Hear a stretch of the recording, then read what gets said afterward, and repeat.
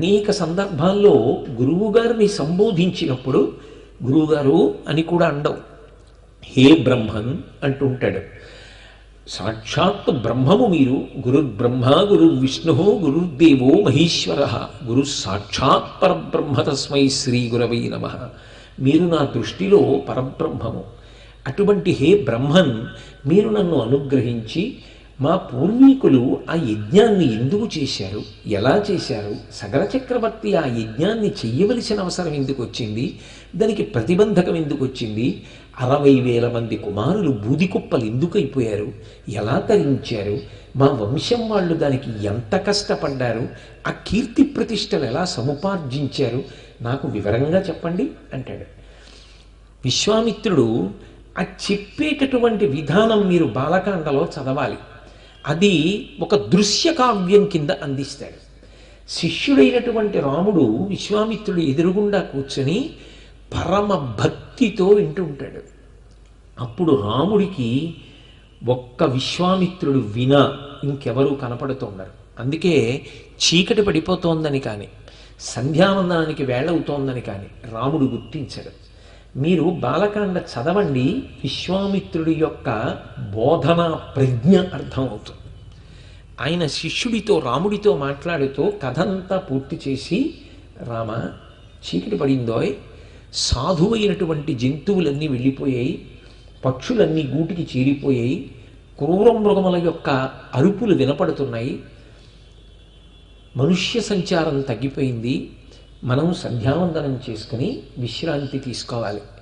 రామ నీకు భద్రమగుగాక అంటాడు. ఎంత ప్రేమో, ఆ శిష్యవాత్సల్యం, ఆ గురుభక్తి నిజంగా రామాయణంలో చూసి తీరాలి. గురువుగారు చెప్పిన మాటలతో కాసేపు తదేక దృష్టితో ఆలోచిస్తూ దాని మీదే మనసు వెళ్ళిపోతుంది రాముడికి. తన వంశంలో పుట్టినటువంటి చక్రవర్తులు వాళ్ళందరూ కూడా తనకి పితరులు, ప్రపితామహులు. ఎంతటి మహాపురుషులు పుట్టారు, ఎంత అనితర సాధ్యమైనటువంటి ప్రజ్ఞా విశేషాలతో ప్రవర్తించారు. వాళ్ళ యొక్క కీర్తి చెడకుండా వంశంలో వచ్చిన నేను ప్రవర్తించాలి కదా. ఒక్కొక్క మహారాజు గురించి విన్నప్పుడు, ఒక్కొక్క విషయాన్ని విన్నప్పుడు రాముడిలో ఒక కొత్త కోణం కనపడుతుంది. వాల్మీకి మహర్షి రాముడు పొందినటువంటి అనుభూతి, రాముడు కాసేపు దానిలోనే మగ్నమైపోయి ఆలోచించిన తీరు, ఆ విషయాన్ని చెప్పడం ద్వారా విశ్వామిత్రుడు రాముణ్ణి చిక్కినటువంటి వైభవాన్ని పరమాద్భుతంగా ఆవిష్కరిస్తారు. ఇందులో గమనించవలసిన విషయం ఏమిటంటే, అసలు రాముడు ఆదర్శవంతమైన నరుడిగా గురువుగారి దగ్గర కూర్చుని వినడం ఎలాగో ముందు నేర్పాడు. గురువుగారి దగ్గర కూర్చుని విన్నది, ఇవాళ విన్నది రేపు వదిలిపెట్టడం కాదు, ఎంత జాగ్రత్తగా పట్టుకున్నాడో తన అవతార పరిసమాప్తం చేసే వరకు కూడా ఆ ఆదర్శవంతమైనటువంటి బాటలో తాను ప్రయాణించి ధర్మము కొరకు ఎలా పరిశ్రమించాడో, ఎలా సాధన చేశాడో, అసలు సాధన అన్న 3 అక్షరాల్ని విశ్వామిత్రుడు రాముడికి బాగా మస్తిష్కంలోకి ప్రవేశించి ఇంతకన్నా గొప్పది లేదు అని నిశ్చయాత్మకమైన బుద్ధి నరుడైనటువంటి రాముడికి కలిగేటట్టుగా ఎలా ప్రబోధం చేశాడో వింటే, రామాయణం దేశకాలముల యందు పరిమితి పొందిన కావ్యము కాదు. ఎప్పటికీ కూడా ధర్మాన్ని పట్టుకోవడానికి, సాధన చెయ్యడానికి, ఆదర్శవంతమైన సమాజం ఏర్పడడానికి శ్రీరామాయణము అత్యంత ప్రధానమైనటువంటి ఉపయుక్తమైనటువంటి ఉపకరణం. నేను ఇవాళ ఆ మాట అన్నాను కాబట్టి మీకు ఒక విషయాన్ని అందించే ప్రయత్నం చేస్తాను. రాముడు విశ్వామిత్రుడితో కలిసి ఆ తాటకా సంహారం చేసి తదనంతరం ఆయన యొక్క యాగ సంరక్షణం చెయ్యడానికి బయలుదేరాడు.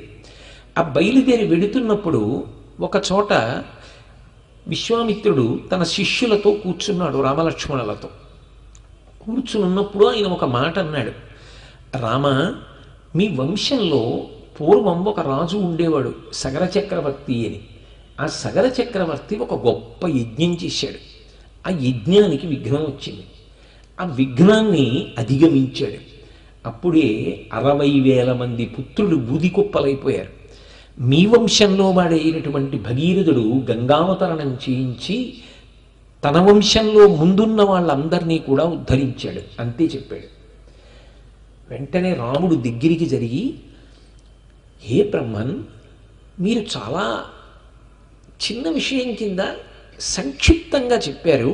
కాదు కాదు, నాకు వివరంగా చెప్పండి. ఎందుకు యజ్ఞం చేశాడు సగర చక్రవర్తి, నాకు ఒక్కసారి చెప్పండి అంటాడు. అసలు ఆ ప్రశ్న వెయ్యడంలో ఉంటుంది.